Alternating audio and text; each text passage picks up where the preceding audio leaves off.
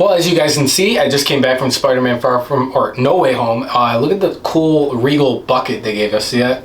Got Spidey right there. Then you got the black and gold Spidey suit, which is basically the red and black suit inside out. But today, guys, yes, we are here. I finally seen Spider-Man No Way Home. It's about an hour or so after I got out of it. I have a lot of notes here that I'm going to go through with this film. Let's just get it out. I'm going to explain this to you. So this video will be broken into two parts. The first part will be all spoiler free, and then when we go into spoilers, I will announce it. There'll be a banner, all sorts of jazz like that when we get into spoilers. So right now we're just going to talk about the film, no spoilers at all. So let's get into it. So Spider-Man No Way Home, we know, takes place right after the end credit scene of Spider-Man Far From Home, when Peter's identity is revealed to the whole world by Mysterio. I want to talk about this film first. The first and second half of this film does feel like two different movies. The first half feels like completely more of a setup, and then the second half feels like a whole fucking payoff. I'll say that right now. But I really did enjoy the identity revealed storyline. I really liked how they handled it with all the charges, and like how they're bringing in Aunt May for questioning, Happy, Ned, and MJ. And like, I liked all that aspect. I liked him going to school with everybody knowing his identity after they get some of the things going. It's cool. They really handle a lot of dark themes that Peter's got to handle going into his senior year, and I really like that a lot. Another thing I want to say is, let's get a little talk more technical about it. The score in this film, I really enjoyed. Now, you guys knew I was going to say that No Way Home is the best out of all three Spider-Man films, but it truly has the best score out of all three films. I really, really enjoyed the score in this film, along with the cinematography. There are some scenes I won't say that were really beautifully shot, because that might be a little spoilery, so I won't even say that, but overall the cinematography in this film was handled really well. Now, I won't, well, this would get into spoilery, but the cast, phenomenal. I love seeing MJ or Zendaya and Tom Holland. Their chemistry goes back and forth, and they really work together. Obviously, they're dating in real life, but they really work together as these two characters, Peter and MJ. It's so believable.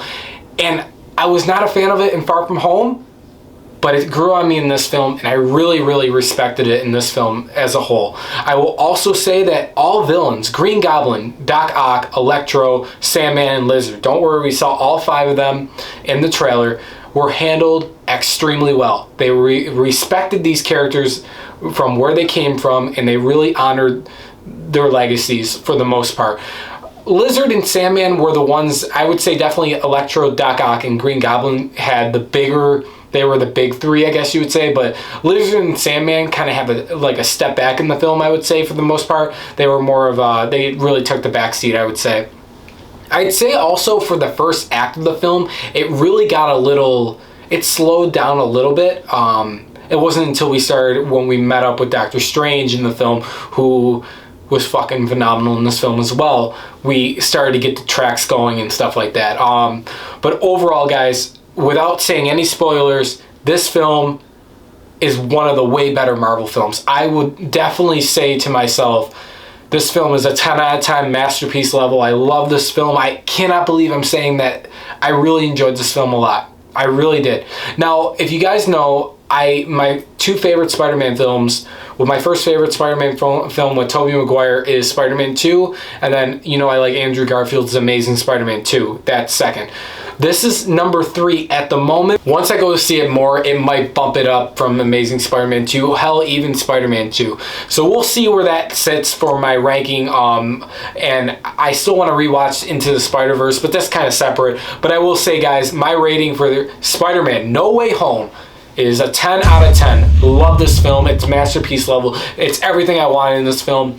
Fan service up the ass, lots of Easter eggs and cool things that we're going to dive into spoilers. But guys, we are going into spoilers right now.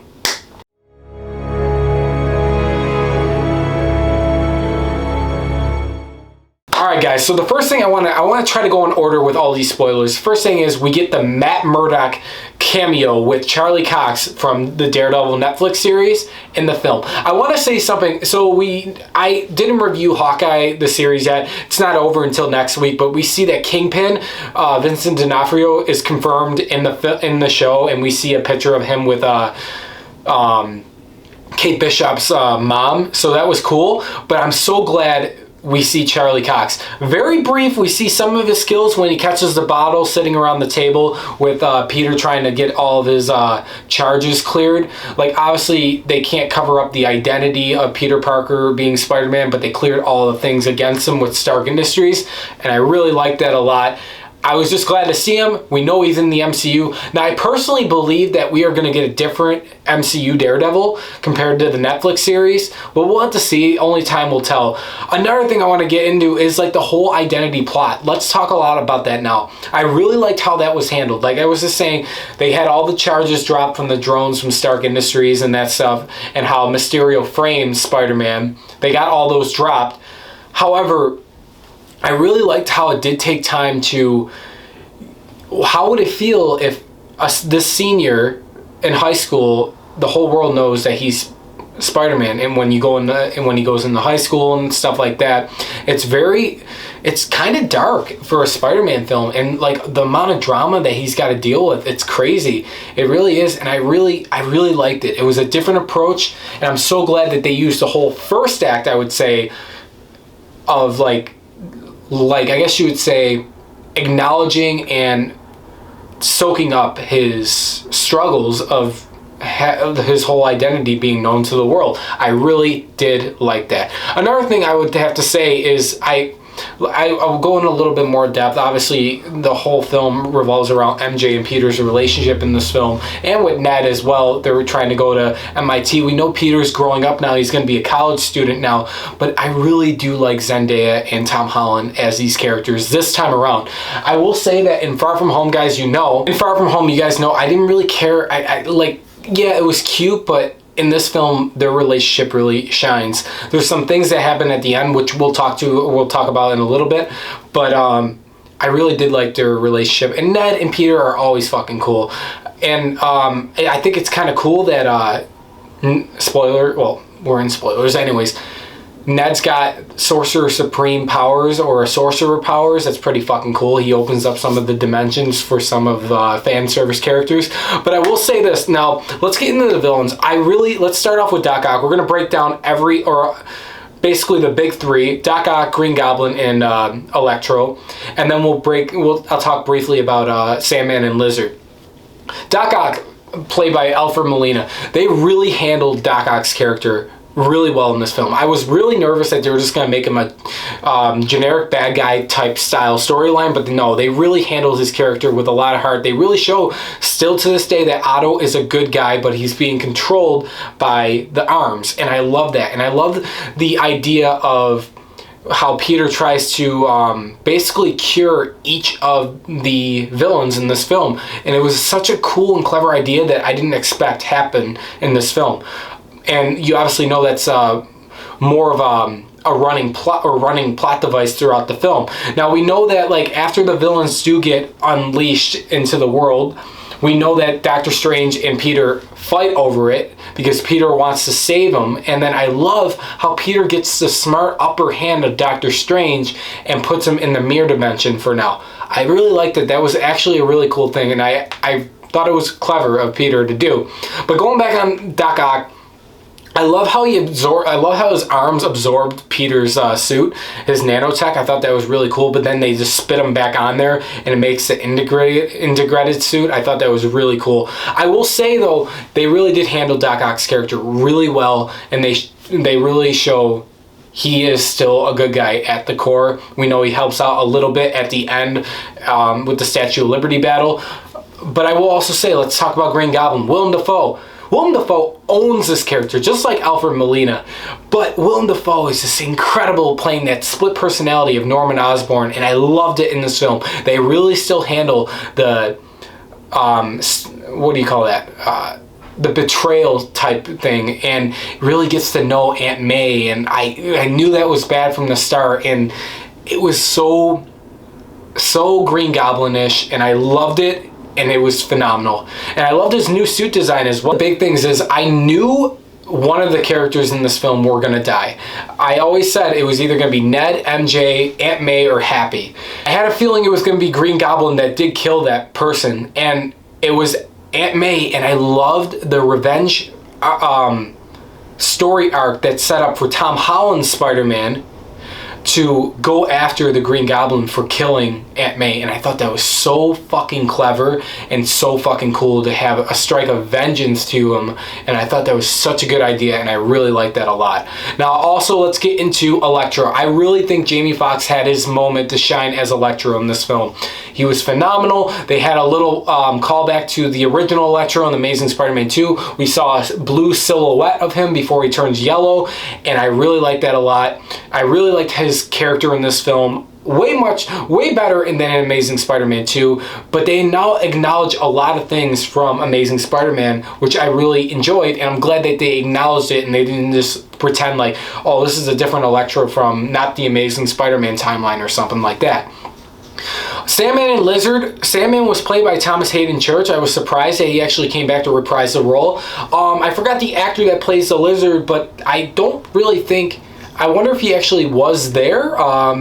Guys, leave it in the comments below if you know if he was actually there. If that was actually... I know that's the same actor, but I wonder if they just recycled some footage from The Amazing Spider-Man. There looks like a scene in particular at the end where you see Sandman's face when he turns back to human form. And it kind of looks like a shot from Spider-Man 3. So maybe they reused some footage, edited it up. I don't know. But overall, these characters got handled the least the best out of the whole film, but they were still handled with heart and coolness. I thought Lizard was badass like he was in Amazing Spider-Man, and I liked how they made Sandman not a villain in the film. He just wanted to get home to his daughter, and he still protected Tom Holland's Peter against Electro, and I thought that was really clever, and I really liked that a lot. So I told you I was going to bring this up, but let's talk about Ned bringing in Tobey and Andrew.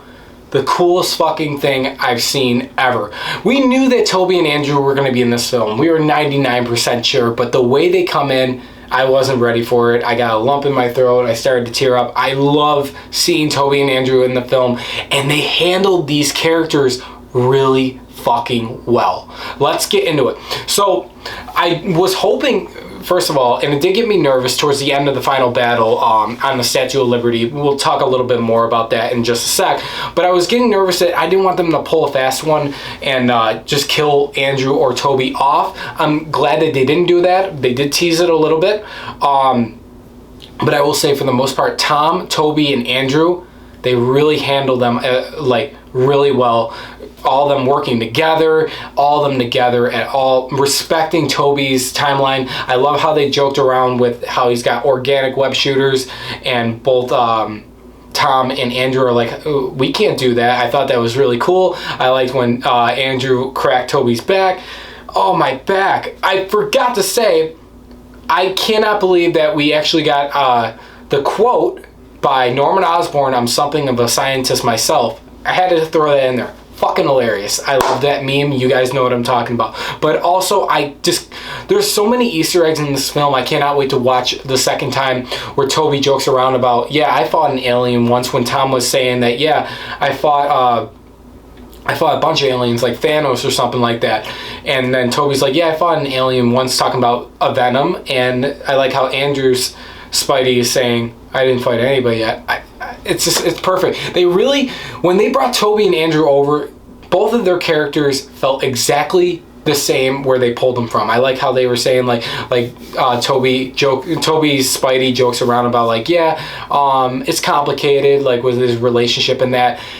But I will say, one of the things that I didn't expect them to bond over was the with great power becomes great responsibility. What Aunt May told Peter before she died, and what Uncle Ben told Peter before he got shot, Tobey's Peter, and what Uncle Ben also told Andrew's Peter before he got shot. And they all bonded it over it, and that's when they all united. I will say this right before we get into the final battle and the resolution of this film. The fight, or the basically between, I think stood out the most, was Tobey interacting with Otto and Andrew interacting with Max or Electro. Their interactions were fucking really cool, and it just, when they had those interactions, it just called right back to the Amazing Spider-Man or the Raimi trilogy, and it really felt like that, and I love that to death. And I'm speechless still over with notes that what I saw on screen actually happened to this day. Let's talk about the final battle overall. So that we knew the final battle from the leaks were from the Statue of Liberty, and the action, it was so action-packed. I love seeing the Spideys work together, swing together, basically to cure all these villains. Like I was saying before, earlier, that yeah, it's crazy. I never thought that they wanted to actually cure them. I figured they just wanted to send them back to the universe.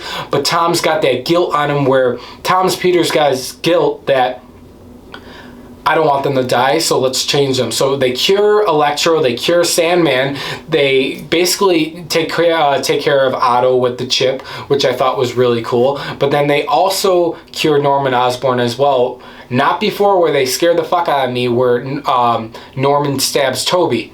That was scary as fuck. That's where I was saying, I hope they don't pull a fast one and try to kill him. But they didn't. Overall, though, I consider it the Sinister Five of the multiverse. There was no sixth member, but I'm happy with what I got in the film. And there's a big callback, obviously. We saw it in the trailer and we were assuming that, and I was so happy they paid it off, where Tom Holland's Spider-Man misses saving MJ, but then Andrew swoops in, saves MJ just to have, and he starts to cry in that, and you know he's thinking about Gwen, how he couldn't save her, but now he's got some more of that kind of can settle by saving someone else in a similar way. So I have to say that was phenomenal. And just seeing Toby and Andrew in their old Spidey suits swinging around with Tom's Spidey, fucking phenomenal. Now let me say one more. Now let's get into wrapping up the final battle. We know Doctor Strange comes back out of the mirror dimension by Ned opening up a portal, and now we know that the whole world has to forget about Peter Parker in order to close the multiverse. We see all the villains, and we see Toby and Andrew disappear. I love their little perfect send-off. I wish that Tom Holland Spidey would have just took like a selfie with them. I thought that would have been really cool, or something, just to remember them. But I guess you get a little remembering at the end of the film of them. I guess he remembers.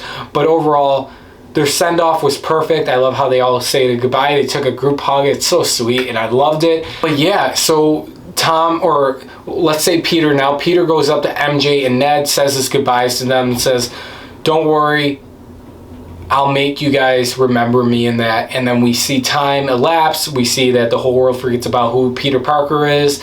And we see Tom's Peter go into a donut shop and meets MJ for the first time and sees Ned there. I have some mixed thoughts about this scene in particular. You can interpret it in two different ways. For the most part, you can either think they're going to actually pursue that and get MJ to remember Peter, or he's left and now he's going on his own quest out of the MCU. Now, obviously, they did this for a reason, so now if they want to bring him back to the MCU in an Avengers film, that can be possible, but they don't know his identity, which is pretty fucking cool, and I do like that. But I will say that it is kind of weird, because now, will Peter hook up with a different girl? Will he have new friends now instead of Ned and MJ? I want to see MJ and Ned now. After this film, now I actually want to see these characters again and I wasn't annoyed of them like before.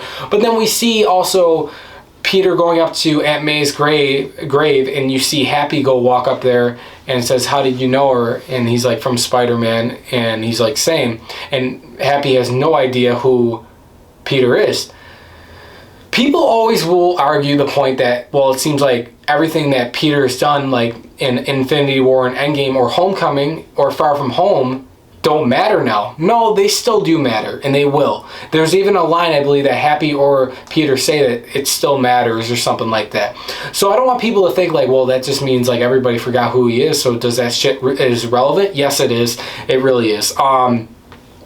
I will say also, though, one of the things I do want to go back real quick about the villains, since they're cured now and they go back to their timeline, do they actually die, or do they or what happens? So like that's where I wonder if did this get put back in the timeline? Are they saved? I don't know. It's a weird thing. I feel like they would just go back to their timeline. Nothing changes the past or anything. They just go back to their timeline and they live happily ever after. That's what I would think.